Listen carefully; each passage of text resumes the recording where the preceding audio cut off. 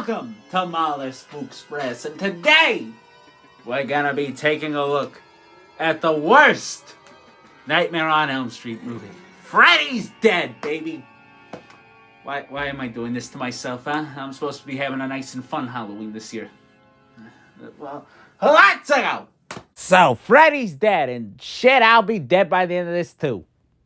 So, we start off in Springwood, Ohio in 2001, and every single teenager is dead. What are the odds of that, huh? What are the odds of all of them? This guy kind of doesn't matter, has no name, whatever the hell, happens to be the last one, the last teenager alive from the place. Anyway, he falls out of this plane and, I don't know, falls for a while, and then he wakes up because he was dreaming, because dreams, that's the thing that they do in this movie franchise. But hey, wouldn't you know it, it's a dream inside of a dream, and Freddy's here, being fucking stupid. I'll get you, my pretty, and your little soul, too! We're really running low on them quips over here, huh? We're really running low on those. A bunch of confusing garbage that ensues. He gets hit by a bus, then gets sent out of the dream world into the real world again through a big portal wall. I don't know what the hell we're doing here. I don't know what we're doing here. Just Dream World is right next door to regular world? Does all of Springwood exist in Dream World? Does Springwood actually exist, or is it fictional? These are the questions here, and I imagine you guys do not have the answers. We then end up at a recovering youth center, and we meet our main character, who's a doctor lady, who's named Maggie Burroughs. Her boss is literally just named Doctor. Taking a page out of Doctor Who's book with that one. Also, he's Mr. Big from Live and Let Die. He also happens to have a poster in his office of evil dream demons, which totally won't have anything to do with the rest of this movie. Anyway, our good old buddy John from the start of this movie, aka Mr. No Name over here, gets sent to the shelter by policemen. Maggie finds a magical newspaper, and it also happens to contain a ghost lady. She dreams about what this newspaper clipping is about, which happens to be a bad thing with a guy and a family, which will be important later on. Meanwhile, John does the thing that he said he didn't want to do when he falls asleep, and he meets the girl from the previous dream that Maggie had. She then leads him up a mysterious staircase which does not exist in the real world. These two talk about the dream that they both had. Now they're like, hey, you know what? Why don't we go on a field trip together? Let's all go on down to Springwood and go get some spring rolls, if you know what I mean. Beep, let's all hop on a magic van and let's all go to hell. As soon as they enter the town, they see the little girl, and they crash. Which then reveals the fact that everybody else who was at that home decided, hey, we're coming along for the ride. They just hopped in there just out of pure boredom. They didn't even care where they were going or what they were doing. They're like, hey, we're escaping. We'll get out of this youth center. I don't give a crap where the hell they're going. They're going to go to Kansas? They go to a creepy fair. Roseanne is there, which is the scariest thing in this movie. Maggie and John then send the other teenagers back home. But surprise, surprise, they're all trapped and they can't leave. They all get stuck in an endless loop trying to leave the town. And I feel like I'm trapped in an endless loop of terrible movies. Please help me.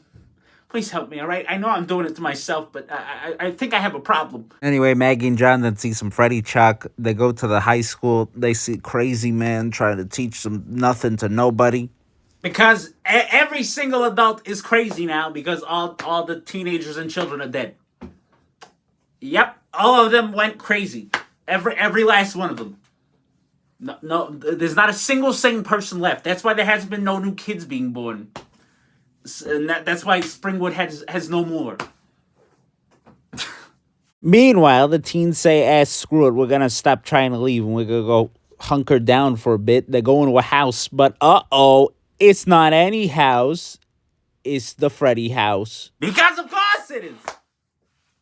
I think you can tell I'm already fed up with this. It's bedtime for this one, and also dead time for this one. Yeah, so that one falls asleep. I don't even remember his name. He falls asleep.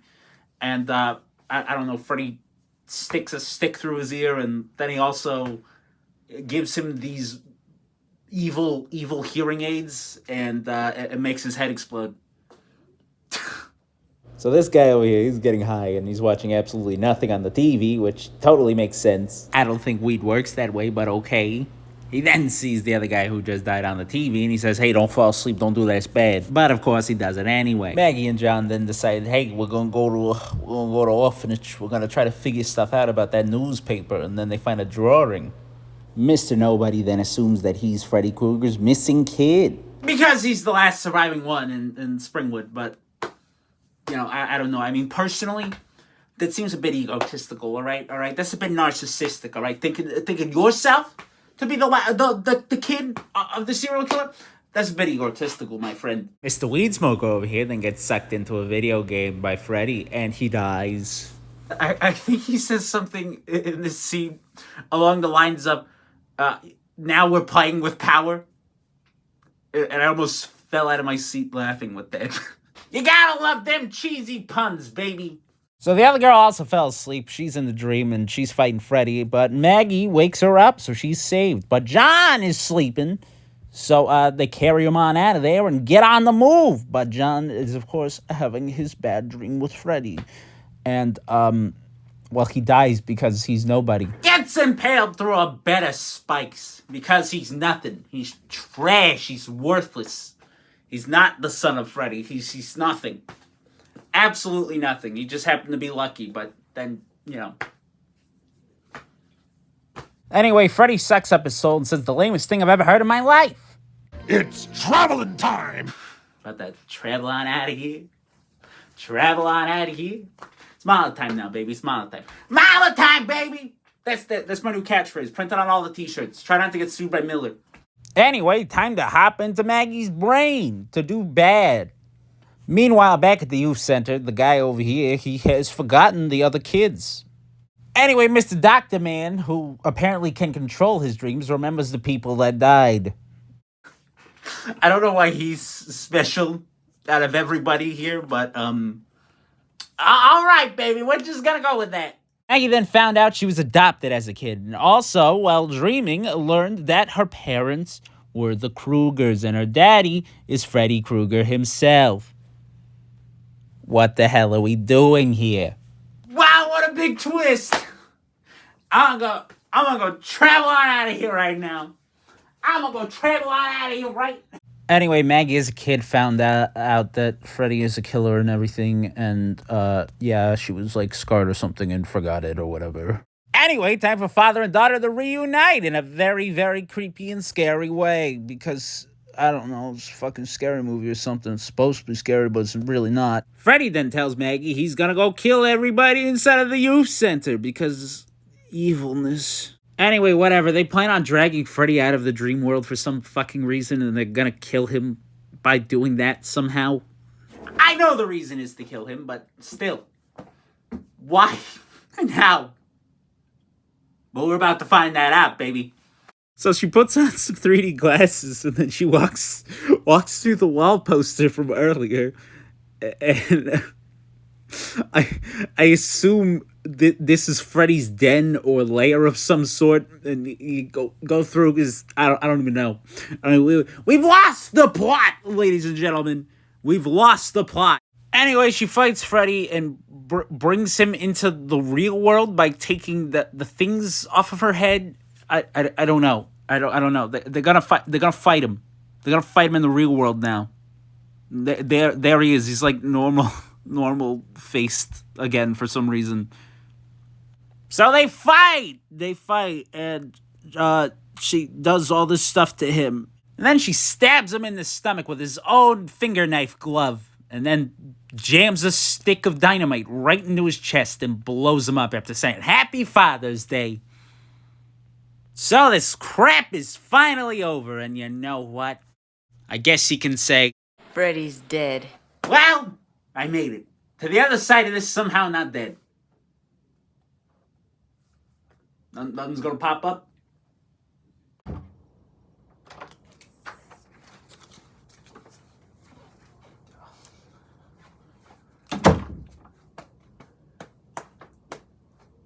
Fuck you, bitch.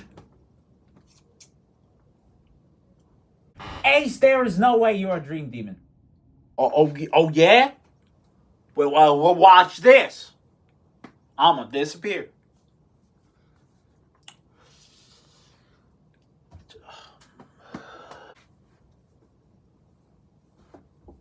I see you right there.